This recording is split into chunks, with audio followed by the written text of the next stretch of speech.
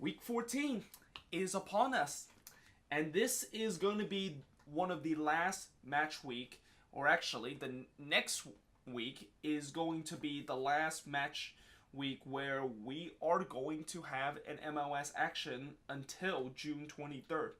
We're going to have this 10-day break where there's going to be no MLS game because of the World Cup, and in some way it's good that they don't have games during those days because I'm doing the World Cup preview and review on my main channel, and every day for that whole month I'm gonna have to do at least 2 videos, and it is gonna be incredibly tough to sustain it because I have to do my match preview and review once we get after the June 23rd date, and the fact that I also have school during those times. So it's going to be tough to sustain it, but I'll try my best when we get to that time. But either way, let's actually talk about this week's action. There's going to be 11 games this week, and what's interesting about this week is that there's only 1 game on Friday, and there are 10 games on Saturday. There is no game on Sunday, which, you know, I'm thinking about doing the review show on Saturday night, because on Sunday I have to do the preview for the midweek games, and also the fact that I am going to be starting from today. I'm going to be doing prediction for each of the groups of the World Cup, so I'm going to have to do that video later tonight. And you know, I'm thinking of doing it, but then at the same time I'm probably going to get back home by midnight and I have to watch all the highlights. So the soonest I can do that video is going to be 1 in the morning on Sunday. And it's not even Saturday too. It's actually Sunday though. So I'm going to have to make that decision tomorrow whether or not if I'm going to do the review on Sunday early morning or do I do it on Sunday afternoon.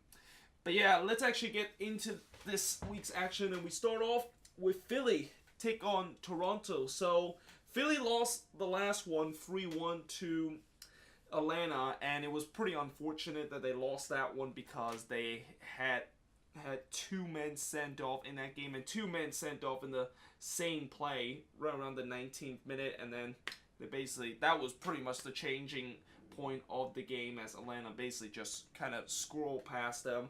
Well, TFC, well, they also had a tough week last week. They had a 3-0 lead against Columbus. It looked like they were going to get their first victory of this season on the road, and they blew it. They completely bottled the 3-0 lead and drew 3-3 to Columbus.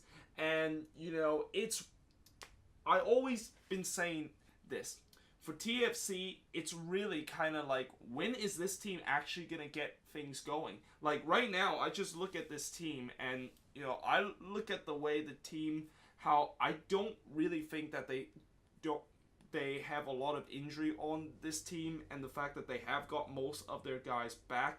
The only guy that I can think of from TFC that might still suffer an injury is Josie Altidore, although I think he's back from injury. So there's really no excuse anymore for TFC to just not really winning these games and trying to start this comeback.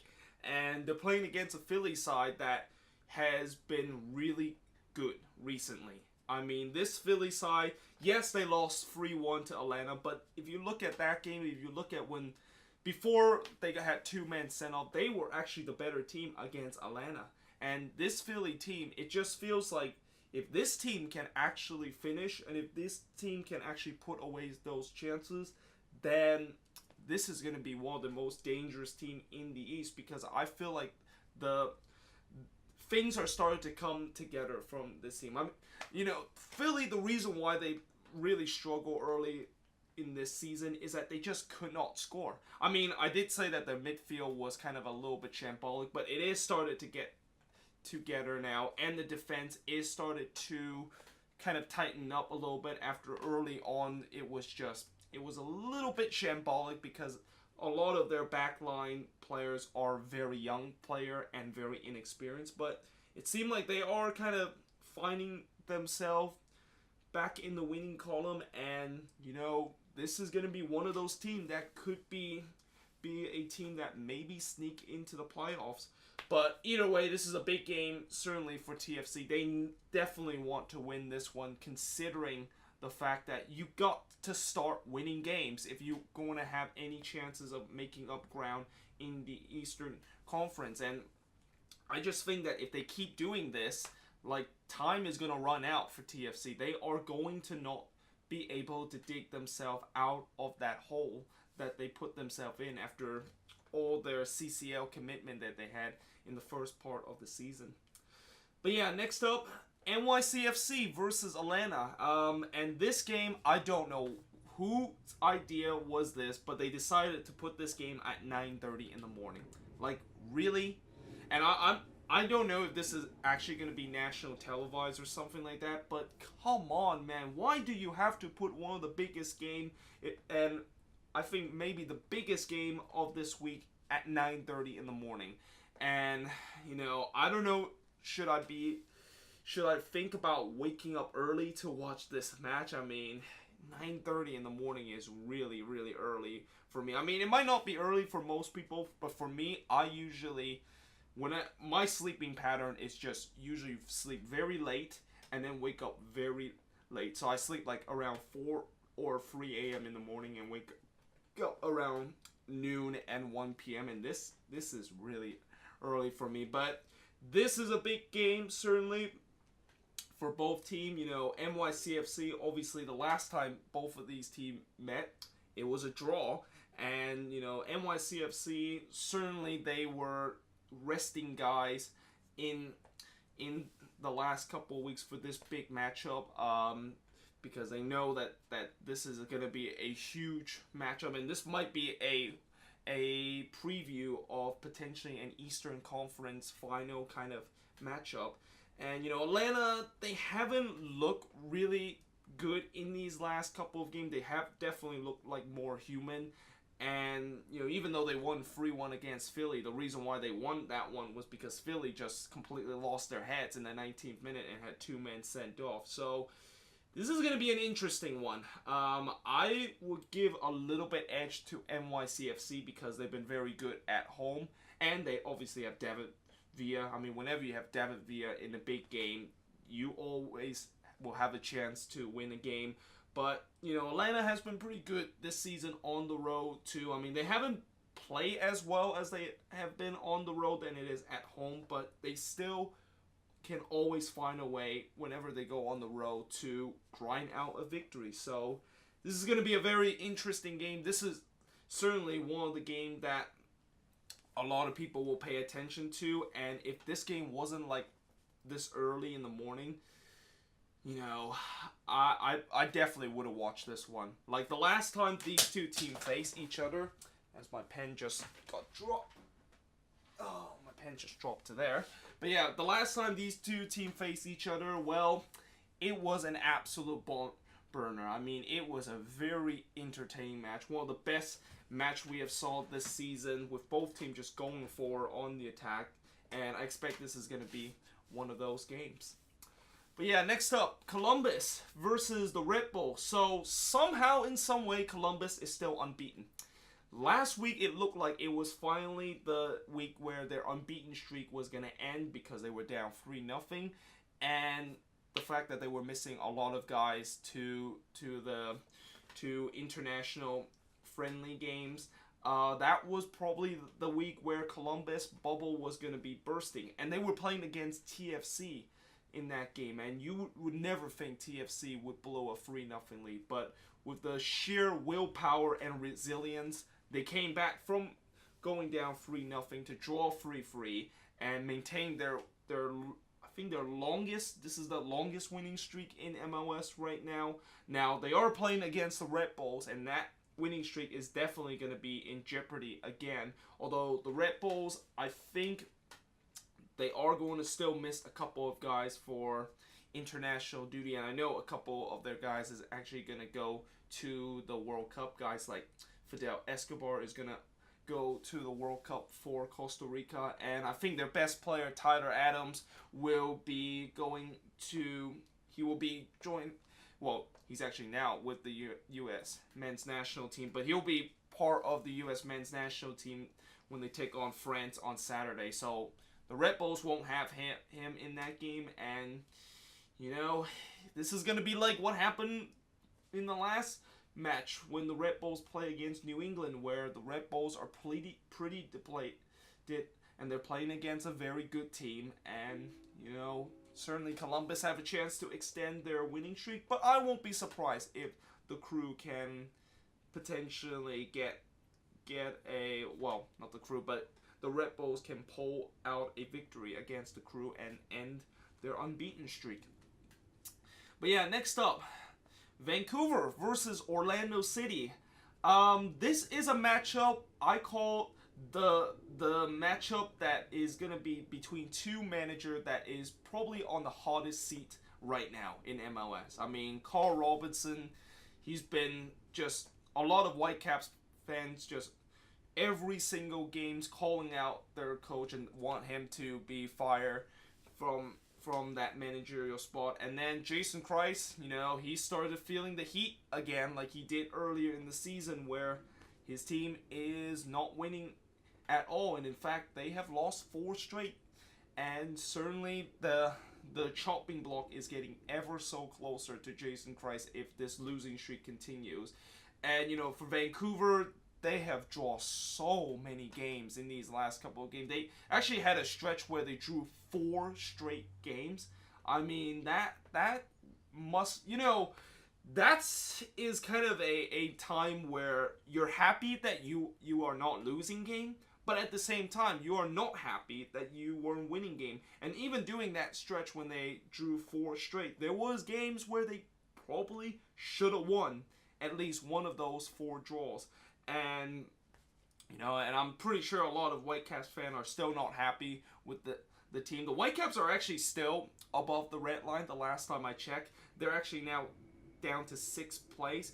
And as kind of just as bad as Vancouver has shown at times this season, this team is still above the red line. And this is going to be a very interesting game. I think if Orlando City lose this one, then there is got to be a lot of question asked about Jason Kreis' job. I mean, I know recently, the reason why recently there hasn't been a lot of talk about Jason Kreis, whether or not if he's going to still be there, is because he had that 6-game winning streak, but they lost 4 straight now.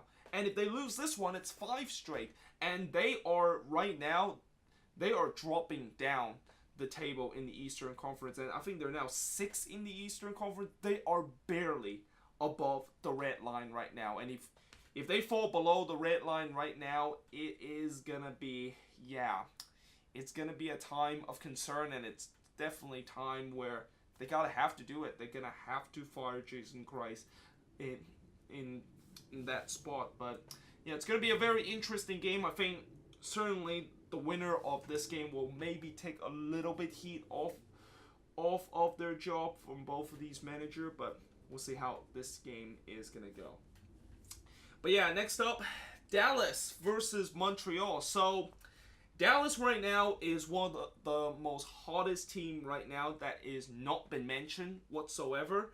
And they're going to be facing a Montreal team that finally got a victory in the last match at home when they beat Houston 1-0. But I just have a feeling that this is not going to be a very pleasant game for the Impact. I mean, they're playing a Dallas team that is just red hot right now. And although Dallas this season, they have shown at time when they play against the weaker team at home, and they just always find a way to not pick up all 3 points, I just don't see how they can lose this to Montreal. Like, that win against Houston was just, it was kind of a one-off, really. And I just think that this is just going to be one of the 2 matches, I think, throughout this match week number 14, where I really think that it's pretty easy to see who is going to win the match. And in this one, I think Dallas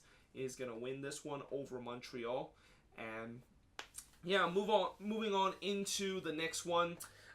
This is another very big one, and this is probably one that a lot of people won't talk about it, but I think it is a very big match in terms of what happened near the end of the season and whether or not who exactly is going to be that team that is going to snatch that last playoff spot, and that is a spot that nobody thought that they would have got. And in this case, Chicago and New England, those are two teams that clearly in the beginning of the season you wouldn't think that they would be right near contention for that last spot. I mean, maybe Chicago, a lot of people would say that they are kind of in contention in a bit. I mean, since the Fire has lost a couple of their big starter, and they've been kind of like decimated with injury, that's why they're kind of like in this spot right now. But New England, certainly nobody expect them to be where they are right now. And this game, Chicago has been just so inconsistent this year. I mean, they have now won 2 straight, but I just have a feeling that loss, that they've been kind of like that pattern of them win, lose, and then draw a game. That kind of inconsistent form it's gonna catch up to them in this game. And although New England have not been very good this season on the road, I just think that Chicago, with how they've been just very inconsistent this year, and that now they have got a little mini 2-game winning streak, it just tells me that they are due to get a loss in this game. But we'll see how it's going to go. And certainly, I think in this game, certainly if Chicago really need this one more than New England, because Chicago, I think they're like 4 or 3 points below the red line. They're currently 8th in the standings, and if they want to find themselves contending for that last playoff spot, they got to beat one of the team that is also fighting for that last playoff spot, and that of course is New England. But yeah, next one. Well, speaking of matches that is pretty obvious that there's definitely gonna be a winner, and certainly you would know who exactly is gonna win in a match. Well, this one is another one. Houston versus Colorado. I am wearing, of course, the Rapids t-shirt, and I might as well just wear this because, the Rapids and the Quakes, what do they have in common?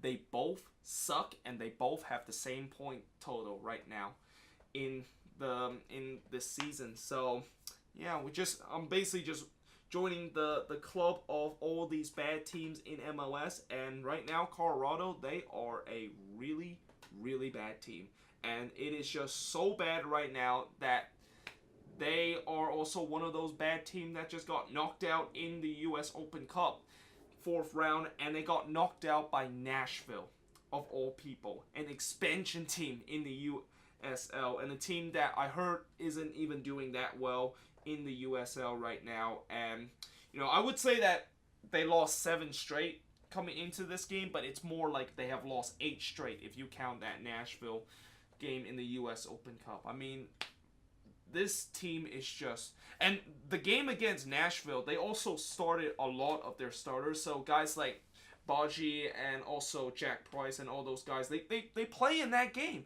and they were playing a first team against a USL team, and they still lost that game. And it just feels like if you cannot even beat a USL team with your strongest squad, then yeah, I don't know what to say when you play against an MLS team. And they're facing a Houston team that, although they are kind of in a little bit of a rough patch, this team, whenever they're at home, they are pretty much unbeatable. And I know they have lost a couple of games at home, but just look at this match when you look at Colorado losing 7 straight. And I don't know if anyone, even a Rapids fan would say that there is not really a lot of hope that this team can get anything out of it. And the best case scenario for the Rapids is really just get a draw out of this and just kind of like stop this losing streak. But in many ways, I really think this is going to be 8 straight for the Rapids, and they are inching closer and closer to that record of the longest losing streak by any MLS team in history in a season. But speaking of bad teams, another bad team that is is having a really horrendous season. And another team that got knocked out in the US Open Cup by a USL team is Seattle. And I was actually at this game. I was actually at the Sounders versus the Republic game. And make sure you guys also check out my Sports Hop series, episode number 46, I believe. That was the episode where I was covering the Seattle Sounders versus the Republic in that US Open Cup 4th round. And let me just say that, holy crap, Seattle was absolutely garbage in that game. I mean, Sacramento basically completely dominated that game. I was actually shocked the fact that that game actually went to extra time, because Seattle literally offered zero threat going for on the attack, and the only reason why they got that equalizer was because of a very lucky shot where I think it was Harry Shipp that scored that goal. He basically just shoot it from about 30 yards out, and then took a lucky deflection off of one of the Republic defender, and it just basically hits into the back of the net. Now, I know some people will say, well, the Sounders was starting a team of USL squad, and that I shouldn't be very critical on that. Yeah, even if they started their first team, I just don't see how they can. Even if they started their first team, I don't think they would have beat Sacramento either way. Like, right now, what is going on with Seattle and the way that the team is right now is just ridiculously bad. Like, this team, not only they cannot score, but at times they look absolutely lackluster in the midfield, and they just have no attacking threat whatsoever. And in this game against DC United, I can't believe I'm actually saying this, but I really think DC United could win this one, because Seattle right now, they just cannot score right now. They have got shut out 5 of their last 6 games. Think about that. 5 of their last 6 games, they did not score a single goal. That is something that I have not seen an MLS team done in a very, very long time. And even in some of these bad teams, like Colorado, for example, even in the last match they score. And even my Quakes team, they always somehow find a way to at least score 1 goal. This Seattle team can't even do that. And, you know, as the old saying says, if you can't score a single goal, then it means that you are pretty much doomed. And that you are pretty much not going to win any game if you don't score a goal. And that is what Seattle is right now. And, you know, like I said, I think DC United are favored to win this game. And DC United has definitely looked much better in these last couple of games. And, yeah, I have a good feeling that they can definitely win this one against the Sounders. And, yeah. But, yeah, next up, the Galaxy take on RSL. So, this is an interesting situation for RSL. You know, they've been very bad on the road this season, but they've also been very good at home. But, having said that, these last 2 road games, including this one, they're going to be playing against teams that are just either struggling right now, but just cannot win at home. And right now, the Galaxy, they just cannot win at home at all. I mean, they have only got 2 victories this season at home, and one of them was against my Quakes team, which I'm still angry about that loss. And that probably is a big asterisk, because Quakes, they suck on the road. And, you know, for the Galaxy, they definitely look like a team that was what we hope to expect from this season in the last game against Portland. You know, the Galaxy actually looked really, really decent in that game against not RSL, but against the Timbers, and they were very unlucky to not get a win in that game. And, you know, if they can keep up with that kind of performance against RSL, then maybe they definitely could get a win. Maybe they can definitely try to start off with a little bit of a good kind of winning streak, get themselves back up toward the Western Conference. Although, you know, it just makes me think about how this team and how they're just so bad at home this season.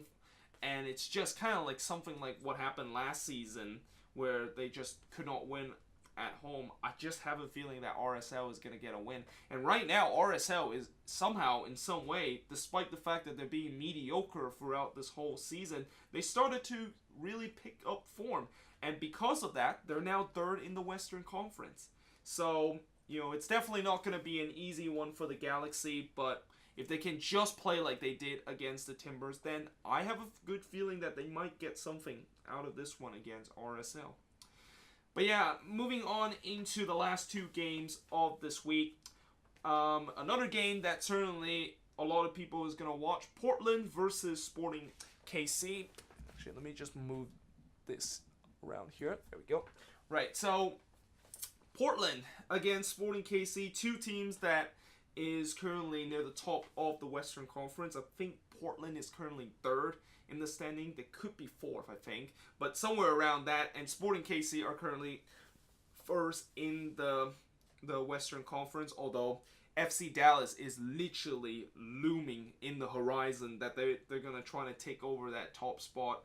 And, this game, certainly Portland definitely could be favorite in this game because they've been very good so far at home. And, whenever you have a big game and whenever